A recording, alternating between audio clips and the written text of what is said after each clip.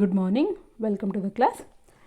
So last class I have explained on traditional approach. So now this class come back to, we will discuss on modern approach. What do you mean by modern approach? Traditional approach was focusing only on the raising of funds. They just wanted to know how the funds can be raised. But it has not been focusing on how the funds need to be utilized. ಹೇಗೆ ಅಮೌಂಟ್ನ use ಮಾಡ್ಕೋಬೇಕು, ಹೇಗೆ plan ಮಾಡಿ allocate ಮಾಡಬೇಕು ಅನ್ನೋದೆಲ್ಲ ಇರಲಿಲ್ಲ. So come back to in 1949 or 1950s, traditional approach it came on 1949.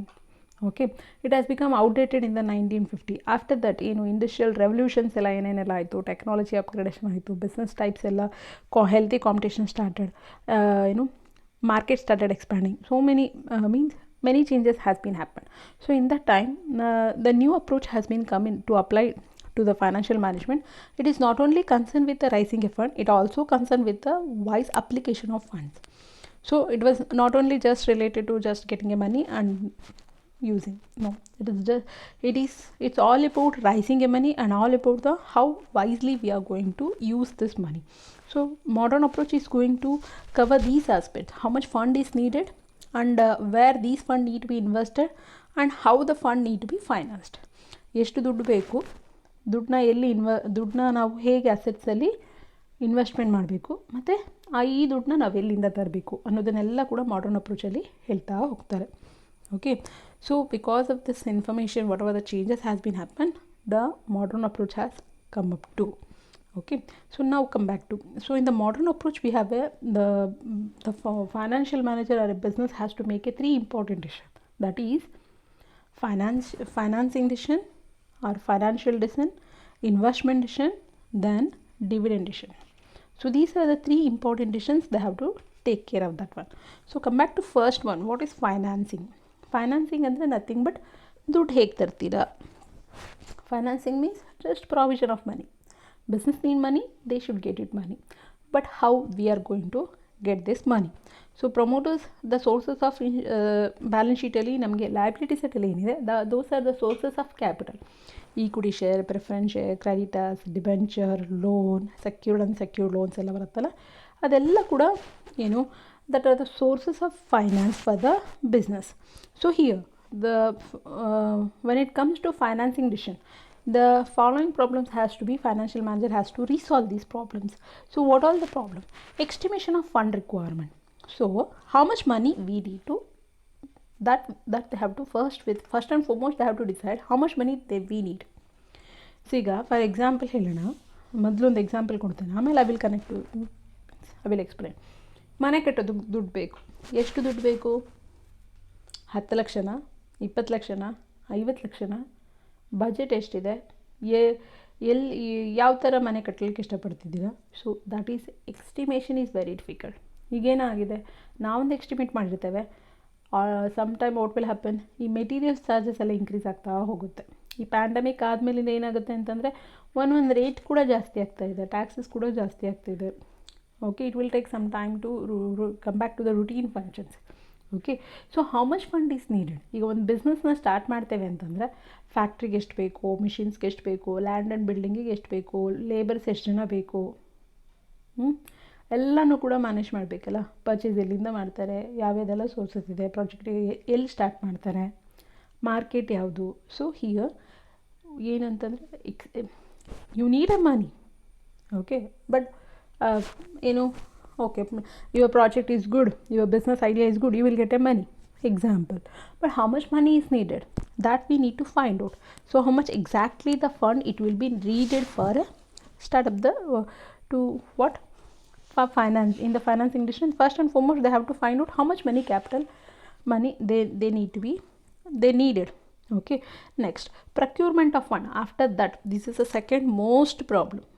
Maximum this problem is going to be answered in the financial decision. So procurement of fund, how we are going to get the fund. Procurement ಅಂತ ತೊಗೊಂಡು ಬರೋದು, ಹೇಗೆ ತೊಗೊಂಡ್ಬರ್ತೀವಿ? Estimate ಆಗಿದ್ದಾಯಿತು, how we are going to get. So in the procurement of fund they are going to analyze what is the cost of the fund. ಈಗ ನಾವು ಫಂಡ್ನ ತೊಗೊಂಬರ್ಬೇಕಾದ್ರೆ, ಈಗ ಲೋನ್ ತೊಗೊಂಬರ್ತೀವಿ, what is the loan cost ಅಂದರೆ interest ಕಟ್ತೀವಲ್ಲ, ಅದು ನಮಗೆ ಲೋನ್ ಕಾಸ್ಟ್. ಈಗ 4 ಲಕ್ಷಕ್ಕೆ 5 ಲಕ್ಷ ಕಟ್ತೀವಿ, what is the cost? That 1 lakh is the cost. So here also they need to find out what is the cost and benefit. ಈಗ each ಸೋರ್ಸ್ನ cost ಎಷ್ಟು, ಈಚ್ ಸೋರ್ಸ್ನ ಬೆನಿಫಿಟ್ ಎಷ್ಟು ಅನ್ನೋದನ್ನು ಕೂಡ ಅನಾಲಿಸಿಸ್ ಮಾಡಬೇಕು. So in the procurement of fund, so what they need to do here, what and all they have to do it here is, first and what sources they are going to get, whether they are going to get money in the form of equity share, preference share, debenture, or a combination of it, or they are going to get money in the domestic market or international market, that they need to decide. Okay, that comes to the procurement of fund. Planning the capital structure, third problem. Planning the capital structure means, here take it up every time, sources is what I said is same thing: equity share, preference share, debenture, creditors, secured loans from the financial institutions. Okay, but here they have to decide what is the objective of financial management, that is wealth maximization, increasing the value of equity share. See to that every time whatever the decisions has been taken in the business, that always should increase the market value of equity share. ಈಗ ಏನೇ ಡಿಸಿಷನ್ಸ್ನ ತೊಗೊಂಡ್ರು ಕೂಡ business ರಿಲೇಟೆಡಲ್ಲಿ, ಒಂದು product launch ಆಗಿರ್ಬೋದು, ಅಥವಾ ಒಂದು ಕಂಪ್ನಿನ acquire ಮಾಡೋದಾಗಿರ್ಬೋದು, ಅಥವಾ anything, that should increase the market value of equity share. So by the time, ಏನಕ್ಕೆ ಅಂತಂದರೆ ಮಾರ್ಕೆಟ್ ಎಲ್ಲ ಡಿಸಿಷನ್ಸು, ಬಿಸ್ನೆಸ್ಸಲ್ಲಿ ತೊಗೊಳೋಂಥ ಎಲ್ಲ ಡಿಸಿಷನ್ಸ್ಗೂ ಕೂಡ ಮಾರ್ಕೆಟ್ ರಿಯಾಕ್ಟ್ ಆಗುತ್ತೆ. ಬೈ ದ ಟೈಮ್ ಏನು ಪ್ರಾಫಿಟ್ ಕಡಿಮೆ ಆಯಿತು, ಏನು ಆಯಿತು ಅಂದ ತಕ್ಷಣ ಪ್ರೈಸ್ ಫಾಲ್ ಡೌನ್ ಆಗಿ ಸ್ಟಾರ್ಟ್ ಆಗುತ್ತೆ. ಇನ್ನು ಯಾರೋ ಒಬ್ಬರು CEO ಆದರು ಅಂತಂದ ತಕ್ಷಣ best person, reputed person has come to the CEO position, ಆಟೋಮೆಟಿಕ್ಕಾಗಿ market value of equity share it will be increases. So every time whatever the decisions they take, that it will be reflected in the market value of equity share. So here when they take a decision, they need to analyze, if I get a money in the form of equity share, ಈಗ equity ಶೇರಲ್ಲಿ ದುಡ್ಡು ತಂದರೆ, preference ಶೇರಲ್ಲಿ ದುಡ್ಡು ತಂದರೆ, ಡಿವೆಂಚರಲ್ಸಲ್ಲಿ ದುಡ್ಡು ತಂದರೆ, ಮೂರು ದುಡ್ಡು ತರೋದ್ರಲ್ಲಿ ನಾವು ಅದನ್ನು ಕ್ಯಾಪಿಟಲ್ ಸ್ಟ್ರಕ್ಚರ್ ಪ್ರಾಬ್ಲಮ್ಸಲ್ಲಿ ಮಾಡ್ತೇವೆ. ಏನು, ಈ ಮೂರರಲ್ಲಿ ದುಡ್ಡು ತಂದಾಗ ಯಾವುದು ನಮಗೆ ಜಾಸ್ತಿ ಪ್ರಾಫಿಟಬಲ್ಲು, ಯಾವುದನ್ನು ಯೂಸ್ ಮಾಡಿದಾಗ ನಮಗೆ market value of equity share ಜಾಸ್ತಿ ಆಗುತ್ತೆ. Whether we need to get the money in the form of debenture, or it's a combination, equity share, preference share, debenture, combination of 3 also. ಯಾಕೆಂದರೆ ಈಗ ನೋಡಿ, ಒಂದು ಸತಿ ಮನೆ ತೊಗೊಳೋದಕ್ಕೆ ಲೋನ್ ತೊಗೊಂಡ್ರೆ ಮತ್ತೆ ಲೋನ್ ಕೊಡ್ತಾರಾ ಮನೆ ಕಟ್ಟೋದಕ್ಕೆ? ಇಲ್ಲ, ಒಂದೇ ಸತಿ ಸಿಗುವಂಥದ್ದು. ಮತ್ತು ಫುಲ್ ಅಮೌಂಟ್ ಲೋನ್ ತೊಗೊಂಡ್ರೆ ಏನಾಗುತ್ತೆ, ಆ ಮನೆ ಮಾರಿ ಮತ್ತೆ ಸಾಲ ಕಟ್ಟಬೇಕಾಗುತ್ತೆ. No use. Okay, so combination ಹೇಗಿರಬೇಕು ಅಂತಂದರೆ, ಇದೆ ಯಾವಾಗಲೂ ಏನು ಹೇಳ್ತಾರೆ, debenture is always cheap than equity share. Equity ಶೇರ್ಗಿಂತ ಡಿಬೆಂಚರು ತುಂಬ ಚೀಪ್ ಅಂತ ಹೇಳ್ತಾರೆ. ಬಟ್ ಸಿ ಟು ದ್ಯಾಟ್ ಅದು 50%ಗಿಂತ ಜಾಸ್ತಿ ಆಗಬಾರ್ದು. ಈಕ್ವಿಟಿ ಶೇರು ಡಿಬೆಂಚರ್ ಎಷ್ಟಿರಬೇಕು ಕಾಂಬಿನೇಷನ್ ಅಂತಂದರೆ 50-50 ಇರಬೇಕು. 50ಗಿಂತ ಜಾಸ್ತಿ ಆಗಬಾರ್ದು, 1:1 ರೇಷಿಯೋಲಿ ಇರಬೇಕು. ಅದಕ್ಕಿಂತ ಜಾಸ್ತಿ ಆದರೆ ಏನೋ ವಿಜಯ್ ಮಲ್ಯ ಕೇಸ್ ಆದಂಗೆ ಆಗುತ್ತೆ, ನೀರವ್ ಮೋದಿ ಕೇಸ್ ಆಗುತ್ತೆ. They will not be able to pay their loans, they will run away from the company, they will run away from the management itself only. So that's why they have to, company has to, or a financial manager or a CEO, whoever may be, every has to take care of this one, that is planning of capital structure, how need to be. ನಮಗೆ debenture ಬೇಡ ಅಂದರೆ ಅದನ್ನು ನಾವು ತೆಗೆದು ವಾಪಸ್ ಕೊಡಲಿಕ್ಕಾಗತ್ತಾ, redeem ಮಾಡ್ಬೋದಾ ಡಿಬೆಂಚರ್ಸ್ನ, ಯಾವ ಟೈಪ್ ಆಫ್ ಡಿಬೆಂಚರ್ಸ್ನ ಇಶ್ಯೂ ಮಾಡ್ತಿದ್ದೇವೆ. ಓಕೆ, ಯಾಕೆ ಅಂತಂದರೆ ಒಂದು ಸತಿ ಬರ್ಡನ್ ಆದರೆ that will be too difficult for any company to pay the loans and after that managing business. ಮತ್ತು ಈ reputation matter. Okay, so that's comes to the planning the capital structure. Next, negotiating with the funding agencies. So here they are going to get the loan from the financial institutions. It may be the mutual fund company, insurance company, investment bank, or a venture capital, or a private equity, or a bank, anything. But while taking a loan from the financial institution, they have to negotiate with the funding agencies. They have to negotiate with the bank. So much of capital they are taking, so much of securities they will be providing, and what might be the rate of interest. Negotiating ಅಂದರೆ bargain ಮಾಡೋವಂಥದ್ದು. ಅವ್ರು ಎಷ್ಟು ಹೇಳ್ತಾರೆ ಅದಕ್ಕೆ ಅದನ್ನು reduce, interest ರೇಟ್ನ ಕಡಿಮೆ ಮಾಡುವಂಥದ್ದು ಅಂತ. Okay, so ಅದನ್ನು ನಾವು ಅಂದರೆ make it up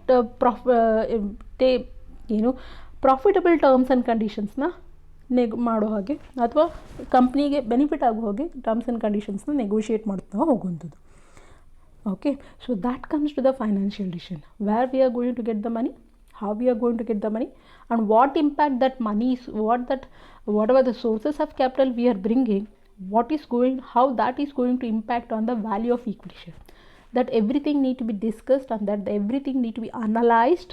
Then they need to go for a raising a money. That means how much they need a money, how they are going to finance the how they are going to get the money, how they are going to finance a idea or a project or a expansion or for a diversification. Okay, so that's about the financing decision. Next, come back to investment decisions. I got a money, I need a money, company need a money, company got that money. They have got the money through equity share, preference share, debenture, everything they got it. Now how that need to be utilized, that comes to the investment decisions. Okay, see here, investment decisions is referred to the activity of deciding the pattern of investment. ಎಷ್ಟು current asset purchase ಮಾಡ್ತೀರಾ, ಎಷ್ಟು fixed asset purchase ಮಾಡ್ತೀರಾ. Okay, so that comes to the investment decision. So it covers both short term as well as long term investment. Capital asset, current asset ಯಾವ್ಯಾವೆಲ್ಲ ಬೇಕು, long financial decisions and deals with allocation of capital. So ಇದನ್ನು utilise ಮಾಡ್ಕೊಳ್ಳೋದು. Investment ಅಂದರೆ nothing but allocation of capital or using a capital.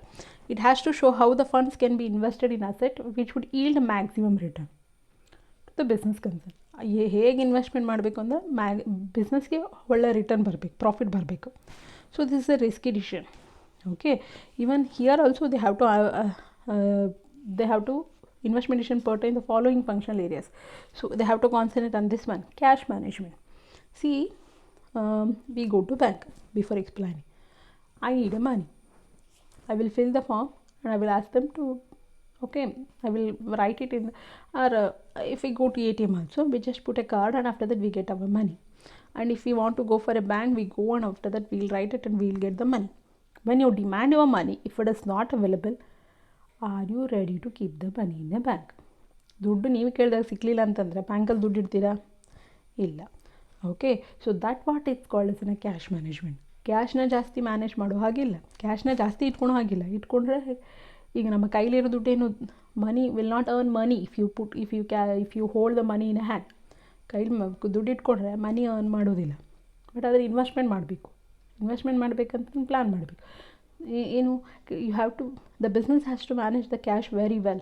ಯಾವಾಗ payment due ಆಗುತ್ತೋ ಆಗ ಆಟೋಮೆಟಿಕ್ಕಾಗಿ payment ಆಗ್ತಾ ಹೋಗಬೇಕು. ಓಕೆ, ಆನ್ ಡೇಟಿಗೆ ಪೇಮೆಂಟ್ ಹೋಗಬೇಕು, ಆನ್ ಡೇಟಿಗೆ ಕ್ರೆಡಿಟರ್ಸ್ ಪೇಮೆಂಟ್ ಹೋಗಬೇಕು, ಆನ್ ಡೇಟಿಗೆ ವೇಜಸ್ ಪೇ ಮಾಡಬೇಕು, ಆನ್ ಡೇಟಿಗೆ ಸ್ಯಾಲರಿ ಪೇ ಮಾಡಬೇಕು, ಆನ್ ಡೇಟಿಗೆ ಬಿಲ್ ಪೇ ಮಾಡಬೇಕು. ಎಲ್ಲ ಪೇ ಮಾಡಿದಾಗ ಮಾತ್ರ ಕಂಪನಿ ರೆಪ್ಯುಟೇಷನ್ ಚೆನ್ನಾಗಿರುತ್ತೆ, ಇಲ್ಲ ಅಂದರೆ ಇಲ್ಲ. So in the investment decision is about the management, it's about the investment in current asset and fixed assets. So one such good current asset is cash. And then next, working capital management. Working capital management is nothing but, ನಮಗೆ current assets ಎಲ್ಲ ಇದೆಯಲ್ಲ, ಅದನ್ನೆಲ್ಲ ನಾವು ಹೇಗೆ manage ಮಾಡ್ತೀವಿ. Inventory management, short term investment ಮತ್ತು account ರಿಸೀವಬಲು, ಇದನ್ನೆಲ್ಲನೂ ಕೂಡ ನಾವು ಹೇಗೆ ಮ್ಯಾನೇಜ್ ಮಾಡ್ತೀವಿ ಡೇ ಟು ಡೇ ಬಿಸ್ನೆಸ್ಸಿಗೆ. ಈಗ ಫಾರ್ ಎಕ್ಸಾಂಪಲ್ ಒಂದು ಹೋಟೆಲ್ ಬಿಸ್ನೆಸ್ ನಡೆಸಿದ್ದಾರೆ ಅಂತ ತಿಳ್ಕೊಳ್ಳೋಣ. ಒಂದು ದಿನಕ್ಕೆ ಹೋಟ್ಲಲ್ಲಿ ಎಷ್ಟು ಏನೇನೆಲ್ಲ, ಏನು ಬ್ರೇಕ್ಫಾಸ್ಟ್ ಏನಿದೆ, ಮೀಲ್ಸ್ ಏನಿದೆ, ಸ್ನ್ಯಾಕ್ಸ್ ಏನಿದೆ ಎಲ್ಲ ತಿಳ್ಕೊಂಡ್ರೆ ಅದಕ್ಕೆ ಏನೇನು ಬೇಕು ಅದೆಲ್ಲ ಮೆಟೀರಿಯಲ್ಸು. ಈಗ ಹೋಟೆಲ್ಸ್ಗೆ ಹೋದರೆ ಡಿಶಸ್ ಇರುತ್ತಲ್ಲ, ಇಡ್ಲಿ ದೋಸೆ ಎಲ್ಲ ಇರುತ್ತೆ, ಊಟ ಎಲ್ಲ ಇರುತ್ತೆ. ಸೊ ಒಂದು ದಿನಕ್ಕೆ ಎಷ್ಟು ರೇಷನ್ನ ಪರ್ಚೇಸ್ ಮಾಡಬೇಕು, ಅಕ್ಕಿ ಎಷ್ಟು ತರಬೇಕು, ವೆಜಿಟೇಬಲ್ಸ್ ಎಷ್ಟು ತರಬೇಕು, ಆಯಿಲ್ಸ್ ಎಷ್ಟು ಬೇಕು, ಓಕೆ, ಯಾವ್ಯಾವ ಮೆನು ಪ್ರಿಪೇರ್ ಮಾಡಬೇಕು, ಯಾವ ಮೆನು ಪ್ರಿಪೇರ್ ಮಾಡಬೇಕು, ಯಾವುದು moving menu, understood. So that comes to the working capital management. ದಿನಕ್ಕೆ ಎಷ್ಟು ರೇಷನ್ ತರಬೇಕು, ಎಷ್ಟು ವೆಜಿಟೇಬಲ್ಸ್ ತರಬೇಕು, ಅದನ್ನೆಲ್ಲನೂ ಕೂಡ ತಿಂಗಳಿಗೆ ಬೇಕಾದಂಥ ಎಲ್ಲ ಡೇ ಟು ಡೇ ಬೇಸಿಸ್ನ ಮ್ಯಾನೇಜ್ ಮಾಡೋದನ್ನು ನಾವು ವರ್ಕಿಂಗ್ ಕ್ಯಾಪಿಟಲ್ ಮ್ಯಾನೇಜ್ಮೆಂಟ್ ಅಂತ ಹೇಳ್ತೀವಿ. How you are going to manage your inventory, how you are going to manage your day to day business. So that comes to the working capital management. So ದುಡ್ಡನ್ನ, cash ಎಷ್ಟು ಇಟ್ಕೊಂಡಿರಬೇಕು, day to day ಬಿಸ್ನೆಸ್ಸಿಗೆ ಮೆಟೀರಿಯಲ್ಸ್ಗೆ ಎಷ್ಟು ಅಂತೆಲ್ಲ ಬೇಕು, other than cash which all the current assets you need to and how much you need to invest. Next it will be the capital budgeting. So capital budgeting ಅಂತಂದರೆ ಇಲ್ಲಿ second chapter ಬಂದ್ಬಿಟ್ಟು ನಿಮಗೆ capital budgeting ಅಂತಲೇ ಇದೆ. So I wanted to, for example ಏನು ಮಾಡ್ತೀನಿ, ನಾನೊಂದು Xerox machine purchase ಮಾಡ್ತೀನಿ. ಜೆರಾಕ್ಸ್ ಮಿಷಿನ್ ಪರ್ಚೇಸ್ ಮಾಡಿ ಒಂದು ಅಂಗಡಿ ಸ್ಟಾಲ್ ಹಾಕ್ತೀವಿ ಅಂತದ್ದೇನು, ಒಂದು ಜೆರಾಕ್ಸ್ ಮಿಷಿನ್ ಪರ್ಚೇಸ್ ಮಾಡಿ ಒಂದು ಸ್ಟಾಲ್ ಹಾಕಿದ್ದಾರೆ. ಓಕೆ, ಜೆರಾಕ್ಸ್ ಮಿಷಿನ್ ಹಾಕ್ಬಿಟ್ಟು ತಂದು ಇಟ್ಬಿಟ್ರೆ ಆಗೋಯ್ತಾ? ಆಯಿತಾ, ನಾವು ಜೆರಾಕ್ಸ್ ಓನರ್ ನಿಂತ್ಕೋಬೇಕು, ಇಲ್ಲ ಯಾರಾದರೂ ಒಬ್ಬರನ್ನ ಅಪಾಯಿಂಟ್ ಮಾಡ್ಕೋಬೇಕು ಜೆರಾಕ್ಸ್ ತೆಗಿಲಿಕ್ಕೆ. ಪವರ್ ಬೇಕು. ಒಂದು ಬಿಲ್ಡಿಂಗ್ದು ರೆಂಟ್ ಕಟ್ತೀವಿ, ಎಲ್ಲ ಒಂದು ಬಿಲ್ಡಿಂಗಲ್ಲಿ ಒಂದು ಜೆರಾಕ್ಸ್ ಮಿಷಿನ್ ಇಟ್ಕೊಂಡಿದ್ದೀವಿ, ಅಲ್ಲೇ ಜೆರಾಕ್ಸ್ ಮಾಡ್ತೀವಿ ಅಂದರೆ ಅಲ್ಲೊಂದು ಆ ಬಿಲ್ಡಿಂಗಿಗೆ ಅದಕ್ಕೆ ರೆಂಟು, ಆಮೇಲಿಂದ ಅವನಿಗೆ ಸ್ಯಾಲರಿ, ಆಮೇಲಿಂದ ಎಲೆಕ್ಟ್ರಿಸಿಟಿ ಬಿಲ್ಲು ಇಷ್ಟು ಪೇ ಮಾಡಬೇಕು. ಆಯಿತಾ? ಇಷ್ಟನ್ನೆಲ್ಲ ಪೇ ಮಾಡಬೇಕಾದ್ರೆ ಇಷ್ಟೆಲ್ಲ ಪೇ ಮಾಡೋದಕ್ಕೆ ಜೆರಾಕ್ಸ್ ಮಿಷಿನ್ ಅಷ್ಟೇ ಅಲ್ಲ, ಜೆರಾಕ್ಸ್ ಮಿಷಿನ್ ಜೊತೆಗೆ ವರ್ಕಿಂಗ್ ಕ್ಯಾಪಿಟಲ್ ಎಲ್ಲ ಬೇಕು. ಇಷ್ಟು ಹಾಕಿದರೆ ನಿಮ್ಮ ಪಕ್ಕ ಇನ್ನೊಂದು ಅಂಗಡಿ ಬಂದು ಜೆರಾಕ್ಸ್ ಮಿಷಿನ್ ಹಾಕಿದರೆ ನಿಮ್ಮ ಬಿಸ್ನೆಸ್ ಏನಾಗುತ್ತೆ? ಅಂಡರ್ಸ್ಟುಡ್? ಸೊ ಕಾಂಪಿಟೇಟರ್ಸ್ ಏನಾದರೂ ಬಂದರೆ, ಟೆಕ್ನಾಲಜಿ ಅಪ್ಗ್ರೇಡೇಷನ್ ಆದರೆ, ಇನ್ನೂ ಒಂದು ಎಕ್ಸಾಂಪಲ್ ಅಂದರೆ ನೀವು ಮೊಬೈಲ್ ತೊಗೊಂಡು ಬರ್ತೀರಾ, ಆಯಿತಾ? ನೀವು ತೊಗೊಂಡು ಬಂದು ಮಾರನೇ ದಿನಕ್ಕೆ ಹೊಸ ಮಾಡೆಲ್ ರಿಲೀಸ್ ಆಗುತ್ತೆ ಫಾರ್ ದ ಸೇಮ್ ರೇಟ್. ಅವಾಗ ಏನಾಗುತ್ತೆ? ಅಂಡರ್ಸ್ಟುಡ್? ಅಂದರೆ ಬಿಸ್ನೆಸ್ಸಲ್ಲಿ ಮಿಷನರೀಸ್ನ ತಂದಮೇಲೆ ಅಥವಾ ಪ್ರಾಡಕ್ಟ್ನ ಮಾಡಿದ್ಮೇಲೆ ಅಥವಾ ಇನ್ವೆಸ್ಟ್ಮೆಂಟ್ ಮಾಡಿದಾದಮೇಲೆ ಟೆಕ್ನಾಲಜಿ ಏನಾದ್ರು ಚೇಂಜ್ ಆದರೆ they can not exist in the business only. ಅಂದರೆ ಇನ್ವೆಸ್ಟ್ಮೆಂಟ್ ಡಿಸಿಷನ್ಸ್ ಹೇಗೆ ಅಂದರೆ ಏನು ಲೈಫ್ ಆ್ಯಂಡ್ ಡೆತ್ ಕ್ವಶನ್ ಅಂತ. ಚೆನ್ನಾಗಿದ್ದರೆ they are going to survive, otherwise they are going to exit from the business.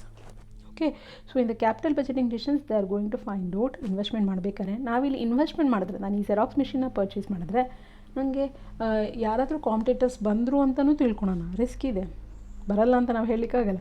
ಬಂದರೂ ಕೂಡ ನನಗೆ ಎಷ್ಟು ಸೇಲ್ ಆಗ್ಬೋದು, ನಾನು ಎಷ್ಟು ಜೆರಾಕ್ಸ್ ಮಾಡಿಸ್ಬೋದು, ನನಗೆ ಆ ಖರ್ಚೆಲ್ಲ ಕಳೆದು ಎಷ್ಟು ದುಡ್ಡು ಬರ್ಬೋದು, ನಾನು ಈ ಜೆರಾಕ್ಸ್ ಮಿಷಿನ್ ಸಾಲಕ್ಕೆ ಅಂತ ತಂದರೆ ಆ ಸಾಲ ಎಲ್ಲ ಕಟ್ಟಿ ಎಷ್ಟು ಉಳಿಬೋದು, ಅದನ್ನೆಲ್ಲ ಕೂಡ ಅನಾಲಿಸಿಸ್ ಮಾಡೋದನ್ನು ನಾವು ಕ್ಯಾಪಿಟಲ್ ಬಜೆಟಿಂಗ್ ಅಂತ ಹೇಳ್ತೇವೆ. ಸೊ ಇಲ್ಲಿ ಟೆಕ್ನಿಕ್ಸ್ ಬರುತ್ತೆ, ಇದ್ರ ಮೇಲೇ ನಮಗೆ ಪ್ರಾಬ್ಲಮ್ಸ್ ಬರುವಂಥದ್ದು.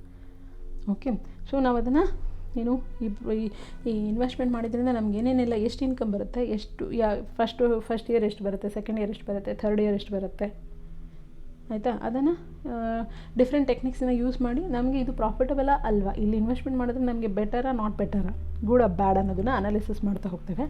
ಅದನ್ನು ನಾವು ಕ್ಯಾಪಿಟಲ್ ಬಜೆಟಿಂಗ್ ಅಂತ ಹೇಳ್ತೇವೆ. ಸೊ ಇಲ್ಲಿ ಒನ್ ಮೋರ್ ಥಿಂಗ್ ಬರುತ್ತೆ, ಪೋರ್ಟ್ಫೋಲಿಯೋ ಮ್ಯಾನೇಜ್ಮೆಂಟ್ ಅಂತ. Not much not more it will B needed. Portfolio management ಅಂತಂದರೆ ನೀವು ಹೇಗೆ ಬಿಸ್ನೆಸ್, ಪೋರ್ಟ್ಫೋಲಿಯೋ ಅಂದರೆ ಕಾಂಬಿನೇಷನ್ ಅಂತ. ಇವಾಗ ನಿಮ್ಮ BBA ಅಂದಿದ ತಕ್ಷಣ 4th ಸೆಮ್ ಅಂದಿದ ತಕ್ಷಣ ಯಾವ್ಯಾವುದೆಲ್ಲ ಸಬ್ಜೆಕ್ಟ್ಸ್ ಇದೆ, financial management, corporate accounting, Kannada, English, computer application, HRM ಎಲ್ಲ ಇದೆಯಲ್ಲ, ಇದನ್ನು ನಾವು ಒಂದು ಕಾಂಬಿನೇಷನ್ ಅಂತ ಹೇಳ್ತೀವಿ. ಹಾಗೆ ಸೊ ನಾವೇನಾದರೂ ಒಂದು ಕಡೆ ಏನೇನೆಲ್ಲ ಬೇರೆ ಬೇರೆ ಕಡೆ ಎಲ್ಲ ಬಿಸ್ನೆಸ್ಸಲ್ಲಿ ಇನ್ವೆಸ್ಟ್ಮೆಂಟ್ ಮಾಡ್ತೀವಲ್ಲ, ಅದನ್ನು ನಾವು ಪೋರ್ಟ್ಫೋಲಿಯೋ ಮ್ಯಾನೇಜ್ಮೆಂಟ್ ಅಂತ ಹೇಳ್ತೀವಿ. ಸೊ ನಾವು ಹೇಗೆ ಫಂಡ್ನ ಮ್ಯಾನೇಜ್ ಮಾಡಬೇಕು, ಎಲ್ಲೆಲ್ಲಿ ಇನ್ವೆಸ್ಟ್ಮೆಂಟ್ ಮಾಡಬೇಕು, ನಮ್ಮ ಹತ್ರ ಇರುವಂಥ ಸರ್ಪ್ಲಸ್ನ ಹೇಗೆ, ಈಗ ಕಂಪನಿಯಲ್ಲಿ ರಿಸರ್ವ್ಸ್ ಆ್ಯಂಡ್ ಸರ್ಪ್ಲಸ್ಸಿಗೆ ಪ್ರಾಫಿಟ್ನ ಟ್ರಾನ್ಸ್ಫರ್ ಮಾಡ್ತಾರೆ, ಆ ಪ್ರಾಫಿಟ್ನ ಹಾಗೆ ಇಟ್ಕೊಂಡ್ರೆ ಆಗುತ್ತಾ? ಬಟ್ ಆದರೆ ಹಾಗೆ ಇಟ್ಕೊಂಡ್ರೂ ಆಗೋಲ್ಲ, ಇನ್ವೆಸ್ಟ್ಮೆಂಟ್ ಮಾಡಿದ್ರೂ ಆಗೋಲ್ಲ. ಬಟ್ ಬೇಕಾದಾಗ ಅದು ಸಿಗಬೇಕು, ಆ ರೀತಿಯಾಗಿ ನಾವು ಬೇರೆ ಕಡೆ ಇನ್ವೆಸ್ಟ್ಮೆಂಟ್ ಮಾಡಬೇಕು. ಸೊ ಅದನ್ನು ನಾವು ಪೋರ್ಟ್ಫೋಲಿಯೋ ಮ್ಯಾನೇಜ್ಮೆಂಟ್ ಅಂತ ಹೇಳ್ತೇವೆ. ಸೊ ಇಲ್ಲಿ ರಿಸ್ಕ್ ಇರುತ್ತೆ, ಏನು ಬಿಸ್ನೆಸ್ ರಿಸ್ಕು ಇರುತ್ತೆ, ಮತ್ತು ಪೋರ್ಟ್ಫೋಲಿಯೋ ಇನ್ವೆಸ್ಟ್ಮೆಂಟ್ ಮಾಡಿದಾಗಲೂ ಕೂಡ ರಿಸ್ಕ್ ಇರುತ್ತೆ. ಓಕೆ, ಸೊ ಅದನ್ನೆಲ್ಲ ಕೂಡ manage ಮಾಡ್ಕೊಳ್ಳೋಂಥದ್ದು.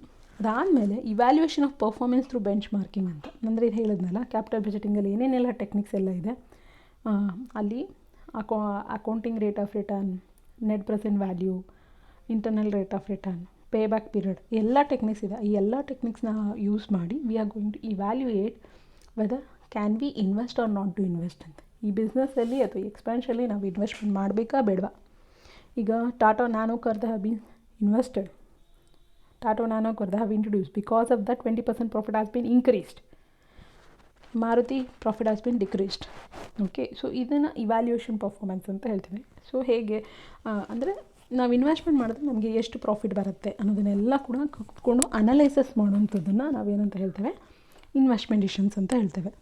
And one more point, financing ಡಿಸಿಷನ್ಸಲ್ಲಿ ಕ್ಯಾಪಿಟಲ್ ಸ್ಟ್ರಕ್ಚರಲ್ಲಿ ಯೂಸ್ ಮಾಡುವಂಥ ಏನಿದೆ, equity share preference share debenture ಎಲ್ಲ, ಅದು ತುಂಬ ಇಂಪಾರ್ಟೆಂಟು. ನಾವು ಎಷ್ಟು % ಡಿವೆಂಚರ್ನ ಬಿಸ್ನೆಸ್ಸಲ್ಲಿ ಯೂಸ್ ಮಾಡ್ತೀವೋ ಅಷ್ಟು % ರಿಸ್ಕ್ ಇದೆ ಅಂತ. ಡಿವೆಂಚರ್ ಇಲ್ಲ ಅಂದರೆ ರಿಸ್ಕ್ ಇಲ್ಲ ಅಂತ, ಡಿವೆಂಚರ್ ಇದೆ ಅಂದರೆ ರಿಸ್ಕ್ ಜಾಸ್ತಿ ಇದೆ ಅಂತ. ಸೊ ನಾವು 50% ಯೂಸ್ ಮಾಡಿದ್ರೆ 50% ರಿಸ್ಕ್, 20% ಯೂಸ್ ಮಾಡಿದ್ರೆ 20% risk. Okay, so this is related to financing decision. So ಹೇಗೆ ಯಾವ ಸೋರ್ಸ್ನ ತೊಗೊಂಬರ್ಬೇಕು ಅಂತ. Investment decision is related to how I am going to utilise this fund in the purchase of fixed asset ಮತ್ತು current ಅಸೆಟ್ನ ಹೇಗೆ ತೊಗೊಂಬರ್ತೇವೆ, whether these decisions are profitable ಅಂತ ಅನ್ನೋದನ್ನು ಅನಾಲಿಸಿಸ್ ಮಾಡುವಂಥದ್ದೇ ಫೈನಾನ್ಸಿಂಗ್ ಡಿಸಿಷನ್ ಮತ್ತು investment decision. So one more decision is there, dividend decision, that I am going to explain in the next class. Thank you.